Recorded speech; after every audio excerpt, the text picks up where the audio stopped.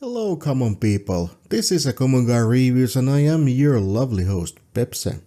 This week we are going to look at our furry friend once more, An American Werewolf in London.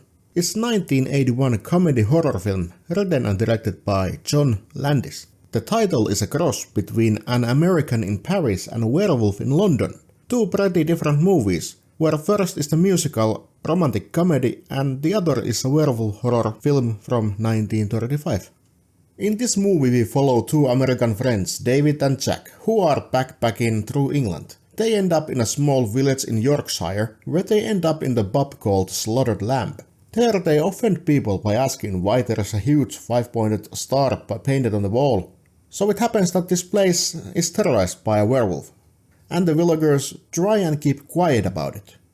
When our friends leave the village after a pretty cold welcome, they get lost and get attacked by a monster.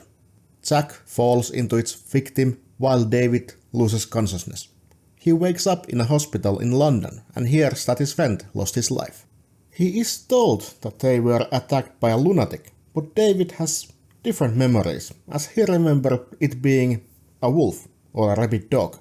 Soon he is visited by his mutilated friend's ghost, who warns David about what's to come. Jack tells him that they were attacked by a lycanthrope, a werewolf, and now that villagers killed their werewolf, David bears its curse. David needs to get rid of himself before he turns into a monster and starts to kill the others.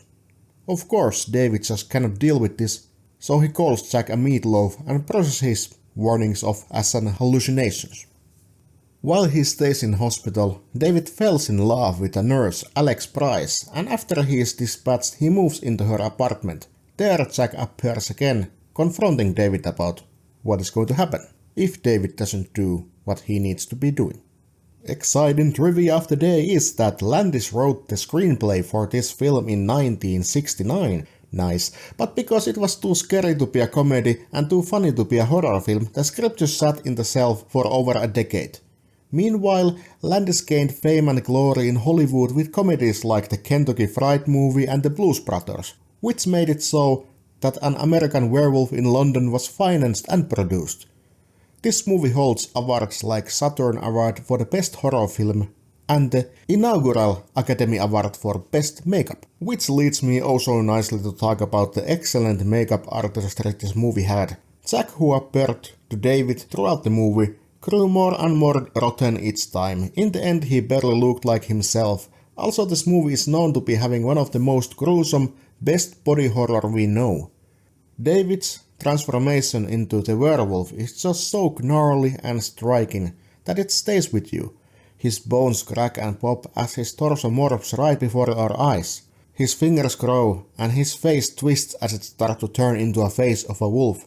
All this being laced with his agonizing screams of pain and horror. In the mix of rides we have comedy. David chatting so casually with the corpse of his friend, throwing one-liners and doing all sorts of funny things really emphasize when the tune changes from comedy to horror. At one point we laugh, and the next scene this abomination is ripping people apart in London streets. This contrast is so well done that it surely sets an example how to make a horror comedy, where the movie actually respects both sides of the film. We don't see this too often sadly. Usually horror comedy is 20% horror and the rest is comedy, where this tiny speck of horror just takes concept of itself and makes fun of it. Like the Braindead movie we reviewed, where horror is zombies and splatter and gore, but everything in it is heavily laced with humor and jokes. It doesn't take itself seriously once. But this movie is different.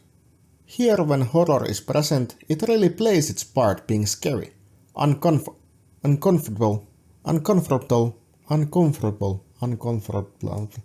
what the fuck? Uncomfortable, god damn it, what a word, holy shit, that was hard to pronounce. Well, back to the track. So it's all that uncomfortable and disgusting, and when it is comedy, it is lighthearted and entertaining, not overly using any of its part, but being really nice mix of all with a good pacing between. I highly recommend this if you are about to get into a body horror or just want to respect really good makeup and practical effects, or are just a fan of werewolves. This was my review about An American Werewolf in London, a really good body horror comedy film for all horror fans to be enjoyed. This was Common Guy Reviews and I am your lovely host Pepse, and I'll see you in the next review. Goodbye!